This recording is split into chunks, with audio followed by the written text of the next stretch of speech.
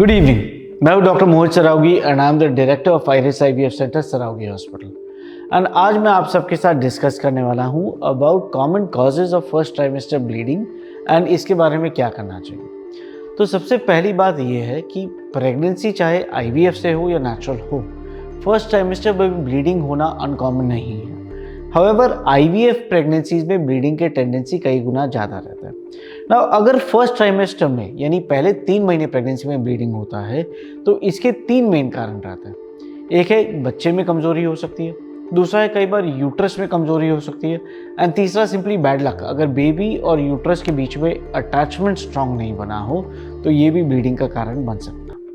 Now अगर कमजोरी baby में है तो इनएविटेबली आगे जाके ये कहीं ना कहीं मिसकैरेज में रिजल्ट हो सकता है, और अगर ये मिसकैरेज के स्टेज को अवॉइड भी कर दिया तो आगे 4th मंथ या 5th मंथ में हमें ये डिटेक्ट जब होगा, हमें प्रेगनेंसी टर्मिनेट भी करने की ज़रूरत पड़ सकती है। हाउएवर अगर बेबी हेल्दी है, कोई इशू नहीं है, फिर भी ब्लीडिंग होता है तो हमें ये देखना ज़रूरी है कि यूट्रस में कोई इशू तो नहीं है।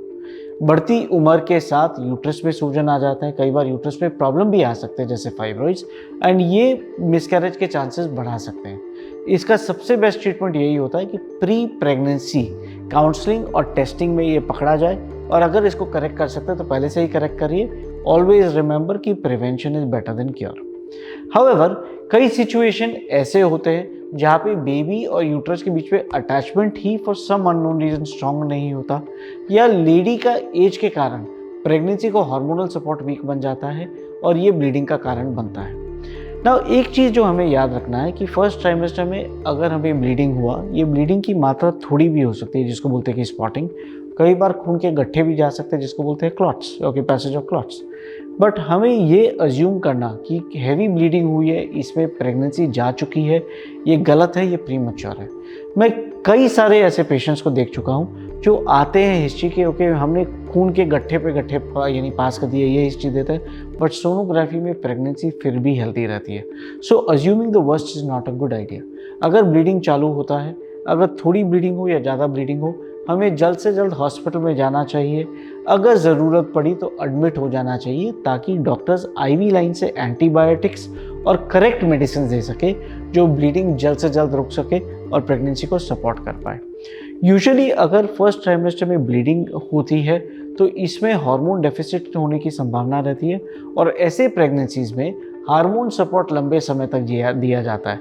ये हार्मोन के सपोर्ट इंजेक्शंस के जरिए भी हो सकते हैं जिसको एचसीजी इंजेक्शन बोलते हैं, और टैबलेट्स के जरिए भी हो सकते हैं जिसको बोलते हैं प्रोजेस्टेरॉन टैबलेट्स। ऑलमोस्ट 60 से 70% या 80% केस में ये प्रेगनेंसी हेल्दी तरीके से 9 मंथ्स भी कंप्लीट करती है, और अगर अंदर कोई क्लॉट बन भी गया है तो over a period of time ये क्लॉट डिसॉल्व हो जाता है, अपने आप गल जाता है, और ये कई बार प्रेगनेंसी में आगे जाके कॉम्प्लिकेशन या इंटरफियरेंस नहीं करता। सो लॉन्ग स्टोरी शॉर्ट, अगर आप प्रेग्नेंट है एंड आप स्पॉटिंग एक्सपीरियंस करते हैं, पहले तो पैनिक नहीं करना है। सेकंड, जल्द से जल्द गायनेकोलॉजिस्ट या ऑब्स्टेट्रिशियन से जाके मिलना है। थर्ड, अगर ज़रूरत पड़े एडमिट हो जाना है। एंड फोर्थ, बी प्रिपेयर्ड कि इसमें मेडिसिन थोड़े से ज़्यादा लगेंगे, थोड़े से लंबे लगेंगे, बट 80% केसेस में आउटकम अच्छा ही रहेगा। और जस्ट इन केस आउटकम अच्छा नहीं है then there is a fair possibility कि ये बेबी में शायद कोई जेनेटिक प्रॉब्लम था एंड ये नेचर ने अपने तरीके से इसी बेबी को फिल्टर आउट किया है। ये दोबारा होगा ऐसे नेसेसरी नहीं है। आई होप ये वीडियो आपको यूजफुल लगा हो। If so, do hit the bell icon and do subscribe to our channel. Thank you and have a good day.